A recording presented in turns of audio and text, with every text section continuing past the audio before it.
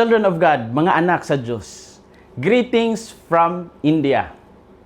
Sa unang mga siglo sa Europa, adunay daghang mga panahon nga mga Santo Papa mo'y mukorona sa mga emperors o mga hari isip timaan nga ang ilang otoridad isip hari o mga emperors kinahanglan gamiton ubos sa balaod sa Diyos. Usa sa labing ilado nga pagkorona mo ang pagkorona ngadto kang King Charlemagne isip emperor nga gipahigayon ni Pope Leo III niadtong tuig 800. Niadtong panahona ang relihiyon o politika sikit kayo nga nagkadugtong tungod kay ang kadaghanan sa katawhan nagtuo nga ang usa ka magmamando kinahanglan adunay moral o spiritual nga giya. Ang pagkorona dili pasabot nga ang papa maoy hari sa tibuok kalibutan kundili usa ka pahinumdom nga ang mga leaders adunay obligasyon sa Dios o sa katawhan. Apan usahay adunay mga tensyon o panagbangi tungod kay ang uban nga mga hari gusto usab nga sila na ay mas dakong gahom pa kaysa sa simbahan. Mao nga sa paglabay sa panahon nasabtan nga mas maayo alang sa simbahan o sa estado nga adunay klaro nga demarcation line sa ilang mga katungdanan. Ang simbahan gitawag sa paggiya sa moral o spiritual nga kinabuhi, samtang ang gobyerno gitawag sa pagdumala sa sibil nga katilingban. Sa moderno nga panahon, dili na mo korona ang mga Santo Papa o mga emperors o mga hari isip political nga leader. Hinuon, ang simbahan nag-awhag sa mga leaders nga magdumala uban sa hustisya o pagrespeto sa dignidad sa matag tao. Kini usa ka leksyon sa kasaysayan nga ang gahom sa politika o relihiyon kinahanglan gamiton alang sa kaayuhan sa katawhan o dili alang sa kaugalingon o personal nga interes. Ang ebanghelyo karong adlaw nagisgot sa usa ka litag nga gituyo sa mga kaaway ni Hesus. Nangutana sila kaniya kon angay ba nga mobayad og buhis ngadto sa emperor sa Roma. Kung moingon siya nga dili, may mo siyang pasanginlan nga rebelde batok sa Roma. Kung moingon sad siya nga yes, basin masuko ang dagang Hudiyo nga nagdumot sa Romanong pagdumala. Apan pinaagi sa iyang kaalam, gitubag sila ni Hesus sa paagi nga nakapahilom nila, nakapa-shut up nila. Iyang giingon nga ihatag ngadto kang Cesar ang iya ni Cesar ug ngadto sa Dios ang iya sa Dios. Unsay makutlo nato karong adlaw? Unang punto, ang maayong magtotoo mao ang maayong lungsuranon ug maayong alagad sa Dios. Sa ebanghelyo gipakita ni Hesus nga ang pagbayad sa buhis o pagtuman sa matarong nga balaod dili supak sa Ginoo. Ang sinsilyo adunay dagway ni Cesar ug busa adunay kalabutan sa iyang sibil nga awtoridad. Apan ang tawo adunay dagway sa Dios ug busa iya sa Dios ang atong kinabuhi ug kasing-kasing. Ang tubag ni Hesus dili lamang mahitungod sa kwarta, kundi mahitungod sa hustong lugar sa matag obligasyon. Render to Caesar the things that are Caesar's, and to God the things that are God's. Mark 12:17. Sa binisaya nga hubad, ihatag kang Cesar ang iya ni Cesar, ug ngadto sa Dios ang iya sa Dios. Ang Ginoo nag-awhag nga mahimong responsable kita sa atong mga katilingban.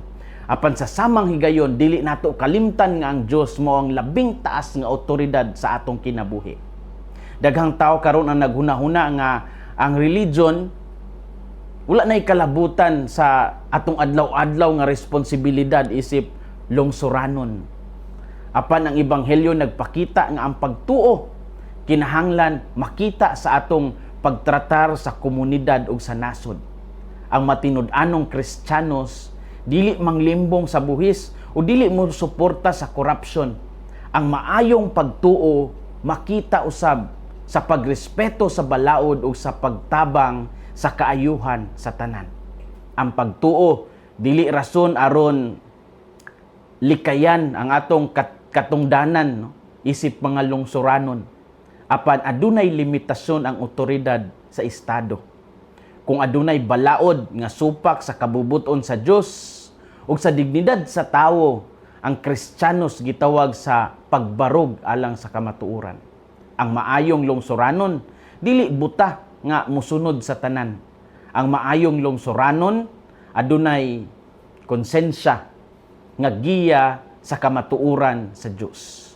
Ug ang kamatuoran kinahanglan kanunay mas labaw kaysa personal nga kahadlok o interes. Ang maayong magtutudlo mao ang maayong lungsuranon ug maayong alagad sa Dios. Ikaduhang punto, ang atong kinabuhi iya sa Dios tungod kay kita gibuhat sa iyang larawan. Gipakita ni Jesus ang sinsilyo ug nangutana kon kinsa ang dagway nga naa niini. Tungod kay dagway ni Cesar ang naa sa sinsilyo, iya kini sa empire. Apan ang tao adunay dagway sa Dios sukad pa sa paglalang. Busa ang labing importante nga kinahanglan ihatag ngadto sa Dios dili kwarta kundi ang atong kaugalingong kinabuhi. Kini nagpasabot nga ang matag tawo adunay bili og dignidad. Ug kini usab nagpasabot nga ang atong kasing-kasing ug kalag iya sa Ginoo. Daghang tawo ang andam muhatag og panahon alang sa trabaho ug kalingawan. Apan kulang ang panahon alang sa Dios. Ang uban andam mo gasto og dako alang sa kaugalingong kalipay, apan lisod muhatag alang sa kabus ug sa misyon sa simbahan. Ang ebanghelyo nangutana kanato kung unsa jud ang atong gihatag ngadto sa Ginoo. Ang Dios dili lamang nangita og pila ka minutos alang kanato matag semana. Gusto niya ang atong tibuok kinabuhi nga puno sa gugma ug pagkamasinugtanon. Ang tinuod nga pagtuo dili 50-50. Dili paling-paling, dili pud palong-palong. Kini usa ka hingpit nga pagtugyan sa kaugalingon ngadto sa Dios. Ang atong kinabuhi iya sa Dios tungod kay kita gibuhat sa iyang larawan. Story time.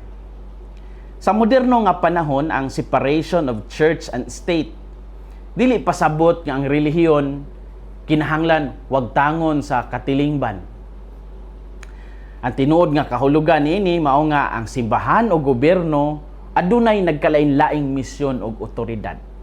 Ang gobyerno nagdumala sa sibil nga mga butang sama sa balaod, security o serbisyo publiko. Ang simbahan naggiya sa espiritual ug moral nga kinabuhi sa katawhan.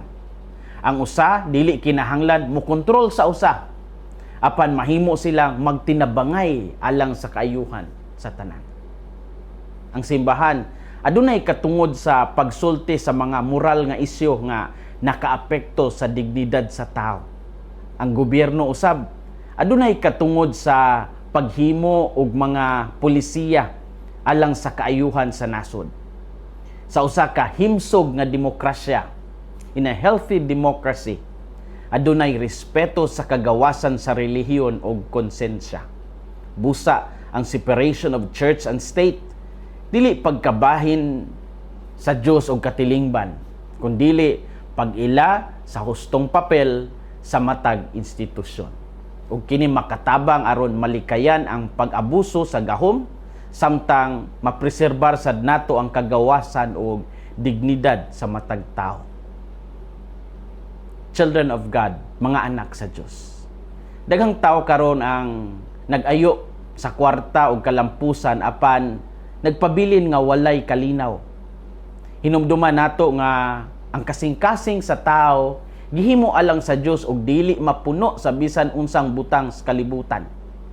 Mao nga bisan unsa pa kadako ang atong maangkon, adunay kahaw-ang kun wala ang Ginoo. ug ang tinuod nga kalipay makita lamang sa relasyon uban kaniya. Ang ebanghelyo nag-awhag nga susihon nato ang atong mga prioridad. Let's look into our priorities. Ang pangutana dili lamang kung nagbayad ba ta sa atong mga obligations ngadto sa estado. Ang mas lawom nga pangutana mao kon gihatag ba nato sa Dios ang angay alang kaniya. Ang atong panahon, ang atong talento, ang atong gugma, ug ang atong kasing-kasing. Hinaot ngang kasing-kasing ni Kristo maghari sa atong mga kasing-kasing. Gikan dinhi sa Radio Veritas Asia, Bengali service sa Kolkata, India. Hinumdumi ang kinabuhing Kristiyano, kinabuhi sa pagserbisyo.